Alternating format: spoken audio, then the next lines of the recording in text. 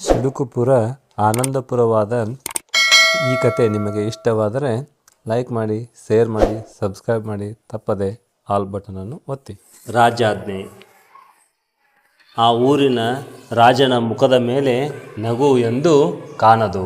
ಯಾವಾಗಲೂ ರಾಜನು ಜನಗಳ ಮೇಲೆ ಕಿಡಿಕಾರುವನು. ಜನರು ಆ ಊರಿಗೆ ಸಿಡುಕುಪುರ ಎಂದು ಕರೆಯುವರು.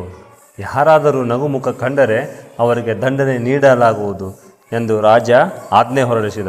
ಹೀಗಾಗಿ ಜನರು ನಗುವುದನ್ನು ಮರೆತೇ ಹೋಗಿದ್ದರು. ಒಂದು ದಿನ ಆ ಊರಿನ ರಾಜಕುಮಾರಿಯ ಗೆಳೆಯರು ಆಡಲು ಬಂದರು. ಈ ಊರಿಗೆ ಮರಳಿ ನಗು ಹೇಗೆ ತರಬಹುದು ಎಂದು ಯೋಚಿಸಿ ಎಂದು ರಾಜಕುಮಾರಿ ಗೆಳೆಯರಿಗೆ ಹೇಳಿದಳು. ಏನಾದರೂ ಹೊಸತನ ಮಾಡೋಣ ಎಂದು ಗೆಳೆಯರು ಹೇಳಿದರು. ಊರಿನ ಹೊರಗೆ ಇರುವ ಬಯಲು ಜಾಗದಿ ಒಂದು ಹೂವಿನ ತೋಟ ಮಾಡೋಣ ಎಂದಳು ರಾಜಕುಮಾರಿ. ಇದಕ್ಕೆ ಅವಳ ಗೆಳೆಯರೂ ಸಹ ಒಪ್ಪಿದರು. ಮರುದಿನ ಪರಿಮಳ ಬೀರುವ ಸಸಿಗಳ ತಂದರು. ರಾಜಕುಮಾರಿ ಹಾಗೂ ಗೆಳೆಯರು ಸೇರಿ ಆ ಬಯಲು ಜಾಗ ಅಗೆದು ಪಾತಿ ಮಾಡಿದರು. ಬಗೆ ಬಗೆಯ ಸಸಿ ನೆಟ್ಟರು. ಸಸಿಗಳಿಗೆ ನೀರು ಹಾಗೂ ಗೊಬ್ಬರ ಹಾಕಿ ಬೆಳೆಸಿದರು. ದಿನಗಳು ಕಳೆದಂತೆ ಸಸಿಗಳು ಗಿಡಗಳಾಗಿ ಬೆಳೆದವು. ಗುಲಾಬಿ, ಸಂಪಿಗೆ, ಜಾಜಿ ಹೂಗಳು ಅರಳಿದವು. ದವನ ಹಾಗೂ ಮರಗಳು ಬೆಳೆದು ಸುವಾಸನೆ ಬೀರಲು ಆರಂಭಿಸಿದವು. ತೋಟದಿಂದ ಬೀಸಿದ ಪರಿಮಳದ ಗಾಳಿ ಅರಮನೆಗೆ ತಲುಪಿತು.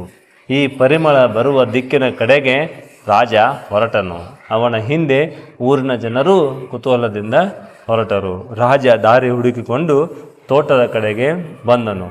ತೋಟದ ಹೂಗಳ ಕಂಡು ರಾಜನ ಮುಖದ ಮೇಲೆ ನಗು ಕಾಣಿಸಿತು. ರಾಜನ ಕಂಡ ಜನರ ಮುಖದ ಮೇಲೂ ಸಹ ನಗು, ಆನಂದ ಕಾಣಿಸಿತು.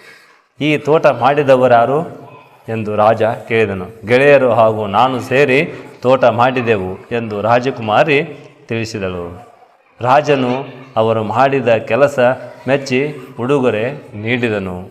ಊರಿನ ಜನರಿಗೆ ಅವರ ಮನೆಯ ಅಕ್ಕ ಪಕ್ಕ ಗಿಡ ಬೆಳೆಸಲು ರಾಜ ಹೇಳಿದನು. ಅಂದಿನಿಂದ ರಾಜನ ಮುಖದ ಮೇಲೆ ಸಿಡುಕು ಮಾಯವಾಯಿತು. ರಾಜನ ಊರು ಆನಂದಪುರವಾಯಿತು. ಅಂತೂ ಇಂತೂ ಸಿಡುಕಪುರ ಹೋಗಿ ಆನಂದಪುರವಾಯಿತು.